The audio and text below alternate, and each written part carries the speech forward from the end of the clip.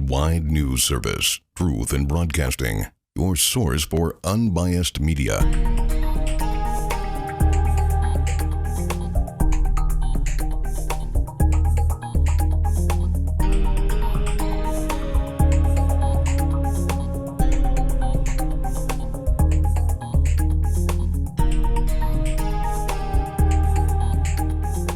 I'm with Tommy Robinson of the EDL, based out of England and Luton, actually, right? Luton, just north of London.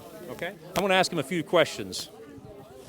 Now, the Muslim Brotherhood, not too many people outside of activism know what the Muslim Brotherhood's about. Can you give it a brief, quick synopsis? Political Islam wishing to implement the Sharia worldwide. An orchestrated ideology from one planet to the other that's the best funded and is taking over the world, basically, through stealth jihad. And historically, do Muslims, do they assimilate into a culture, or do they come in and conquer historically? Historically, they've never, ever in history peacefully coexisted, ever. So it's like what we say in Britain. The Islam we have in Britain is the same Islam that's raging war in Sudan, in Nigeria, Indonesia, Malaysia, across the world. It's the same Islam. There's no different. It's not like we have a different form of Islam. So it's not like Islam's changed at all in 1400 years. So what will happen in Europe is inevitable. It's the same as happened in 44 other countries where they've turned to civil war and civil unrest. Right. Now, I noticed in your when you were speaking up there, or your co-partner, I forget his name again. Kevin. Yep, Kevin. He had mentioned that you were the first group to fight Islam politically in England.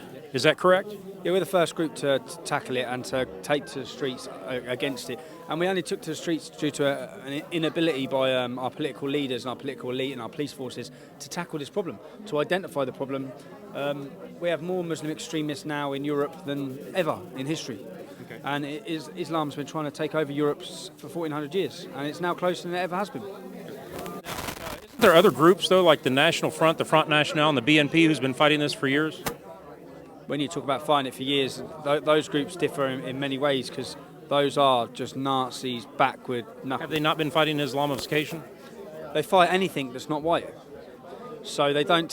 We are sole purpose to tackle Islam. They tackle and they have a hatred for anything that's not white. It's not white? That's not white. Okay. Now, I've got to ask you a couple tough questions here in order to be fair. Okay.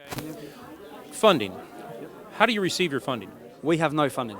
You have no funding? There's no funding? We have done everything we've done over 3.5 years on £40,000, probably $50,000 that we've made through selling T-shirts. And that's over a 3-year period? Over a 3-year period. Yeah. That is basically no funding. That's no funding, man. Trust me, that's no funding. We've skinned ourselves from it. Our members pay for. We pay for everything ourselves. And if you look at what we've done and where we've come in 3 years, if we had funding, we'd finish Islam in Britain. Now, I got another question for you. Yep. I noticed you're wearing a shirt or a button that says "I'm a Zionist." Yep. What does a Zionist mean to you? What is a Zionist? Well, a Zionist is someone who believes in a homeland for Jewish people. I believe. My definition, when I've looked at that in the dictionary, is Israel first. It means Israel first. Yes. Okay. Well, I believe in Israel's right to exist. I believe in their right to defend themselves. I believe that the Jews have been persecuted. And when I look at the Israeli thing, I look at it from my own point of view, growing up in Luton town. The main extremist is, the Stockholm bomber that we spoke about earlier. He was radicalised in the Luton Islamic Centre. The Luton Islamic Centre used to be the Jewish synagogue until they smashed it up, attacked it, and drove them out of there. About 6 years ago, I was walking through Luton and I see some Orthodox rabbis. They had all these police around them walking. What's going on there? They're getting a police escort to walk through the streets of Luton. Now, this is year 2012 now in Britain, and no one could wear a skull cap from one end of an Islamic area to the other. They wouldn't get out of that area. So I see today that the Jewish people are persecuted, and I believe no one speaks up for them.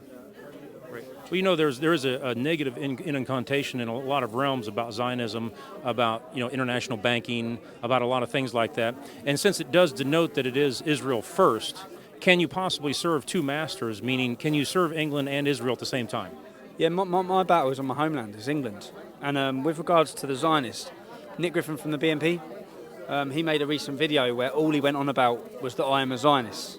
So this is humour as well. I've just put this. So it's humorous. I've just put this picture on Twitter, and and directed it straight at Nick Griffin. I said, this one's just for you. Right. Well, you have a feud with Nick. I have a few. Were you part of the BNP at one time? I was part of the BNP in 2004. I joined for 12 months. When you're drowning, you clutch at straws. You do what? When you're drowning, you clutch at a straw, you Okay. clutch at anything. And my town was drowning. And I looked around and it's drowning. And I looked into the BNP, I joined the BNP, I saw what they're about. I saw that Nick Griffin's just a Nazi. That's it, it's a Nazi. You think he's a Nazi? I know he's a Nazi. He supports the Ku Klux Klan, he denies the Holocaust, he's a Nazi. How does he support the Ku Klux Klan? Does he fund them? No, he defended them. Well, he defended them. National TV. He Where tried at? saying that they're not violent. He come out in defence of them in Okay. an interview. Okay. And leading members, they're all Nazis, the leading members. The membership of the BNP is not Nazis. Do you see it as a party? I know that he did achieve as a member of parliament in Europe. Do you see it as a party that's going to grow, or is it a party that's going to dissolve? It's finished. Finish. And why is it finished? Because when he got his opportunity on mainstream TV, Question Time in Britain, he flopped. He let all his people down. Do you see the EDL as coming in as replacing what the BNP may have started with a different directive? See, the reason why he flopped and that all the things he got caught out on in his TV interview were due to things that he's done in his past and he said in his past, things he couldn't hide. The fact is he was a racist. He led the National Front.